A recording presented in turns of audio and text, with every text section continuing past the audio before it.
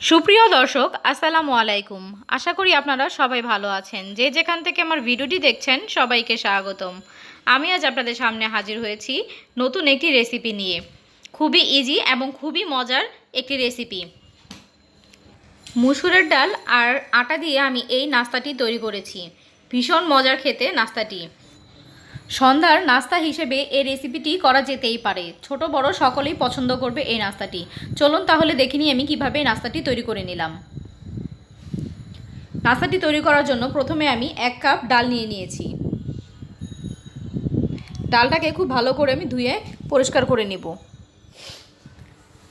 এবার একটি কড়াইতে আমি পানি সহ ডালটাকে সিদ্ধ করতে বসিয়ে দেব।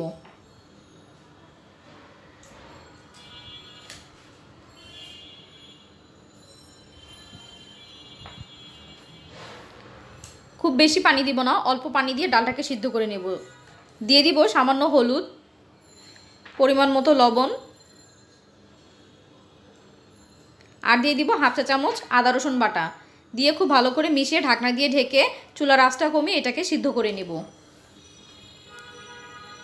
এবার অন্য একটি বাটিতে 2 কাপ আটা নিয়ে নিচ্ছি। নিয়ে নিব 2 চা চামচ চিনি, পরিমাণ মতো লবণ দিয়ে একটু মিশিয়ে নিচ্ছি।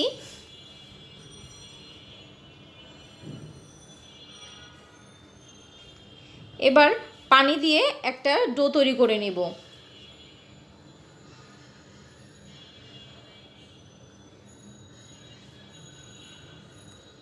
দেখতে পাচ্ছেন আমি এরকম একটি ডো তৈরি করে নিয়েছি, সফট একটি ডো। এখন এর মধ্যে সামান্য তেল দিয়ে আমি একটু মাখিয়ে নিচ্ছি। তেলটা চাইলে প্রথমেও দেওয়া যেতে পারতো, কিন্তু আমি শেষের দিকেই দিলাম।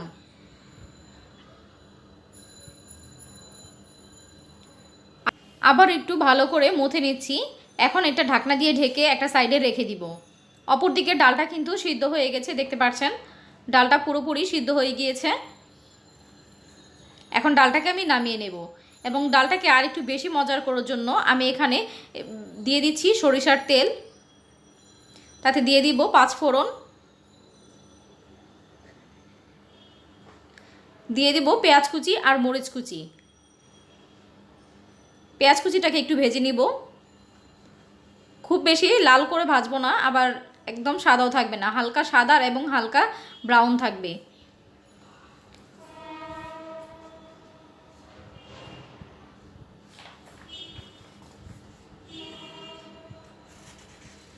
দেখতে পাচ্ছেন আমি একটু তুলে দেখিয়ে দিচ্ছি, পেঁয়াজটা কিন্তু পুরোপুরি ব্রাউন করিনি। ঠিক এই পর্যায়ে আমি ডালটাকে দিয়ে দিব।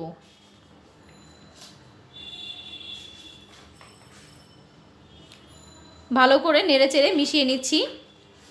এখন এর মধ্যে দিয়ে দিব জিরা গুঁড়ো 1 চা চামচের মতো, দিয়ে দিব টালা শুকনো মরিচের গুঁড়ো 1 চা চামচ।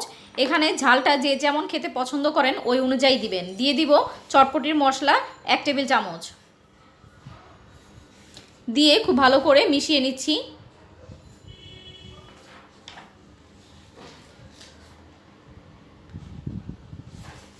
খুব ভালো করে নেড়েচেড়ে মিশিয়ে আমি ডালটাকে আরও শুকনো শুকনো করে নিচ্ছি। দেখতে পাচ্ছেন ডালটা কিন্তু হয়ে গিয়েছে। এখন এটাকে চুলা থেকে নামিয়ে ঠান্ডা করে নেব।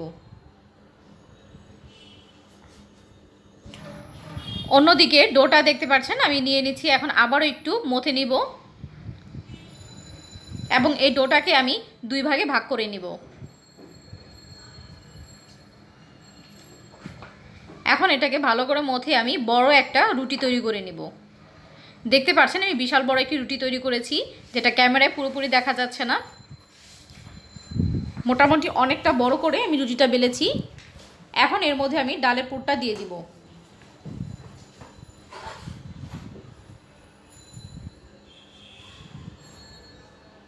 চারদিকে ছড়িয়ে দিচ্ছি। এটা ঠান্ডা হওয়ার পর কিন্তু একটু ঝরঝরা হয়ে যাবে। আমি হাত দিয়ে ছড়িয়ে দিচ্ছি চারদিকে।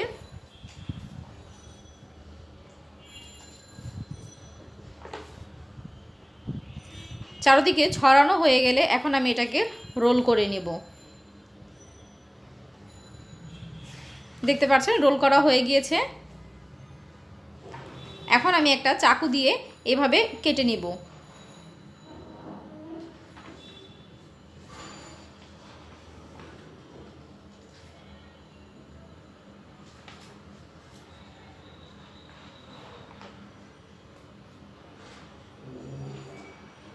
এবং এটাকে এইভাবে ধরে ঠিক এইভাবে হাত দিয়ে একটু চ্যাপটা করে দিলেই কিন্তু একটা ডিজাইন হয়ে যাচ্ছে।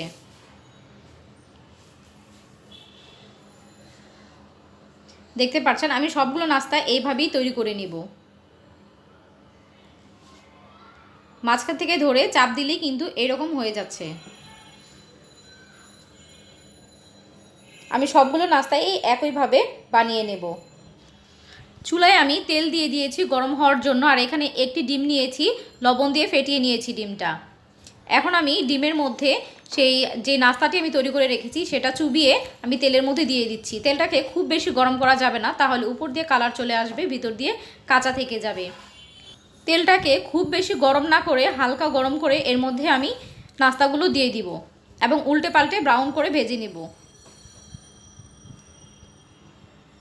দেখতে পাচ্ছেন ভাজা হয়ে গেছে, খুব সুন্দর একটি কালার এসেছে। এখন আমি এগুলো তেল থেকে তুলে নেব।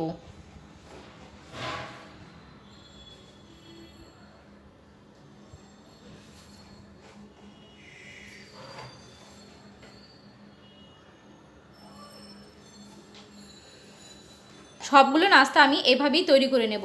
তো দেখতেই পেলেন আমি খুব সহজেই নাস্তাটি তৈরি করে নিলাম। আপনারাও চাইলে একইভাবে নাস্তাটি তৈরি করে নিতে পারেন, খেতে কিন্তু ভীষণ মজার। তো আমার এই ভিডিওটি যদি আপনাদের ভালো লেগে থাকে তাহলে অবশ্যই লাইক কমেন্ট শেয়ার করে দিবেন, এবং আমার চ্যানেলে যারা নতুন আছেন তারা অবশ্যই চ্যানেলটিকে সাবস্ক্রাইব করে রাখবেন এবং অল বাটনে ক্লিক করে রাখবেন, যেন আমি ভিডিও ছাড়ার সাথে সাথে আপনারা নোটিফিকেশন পেয়ে যান। আর যারা আমার চ্যানেলটিকে অলরেডি সাবস্ক্রাইব করে রেখেছেন তাদেরকে অসংখ্য ধন্যবাদ। আবারও হাজির হব নতুন কোনো ভিডিও নিয়ে। আজ এই পর্যন্তই, আল্লাহ হাফেজ।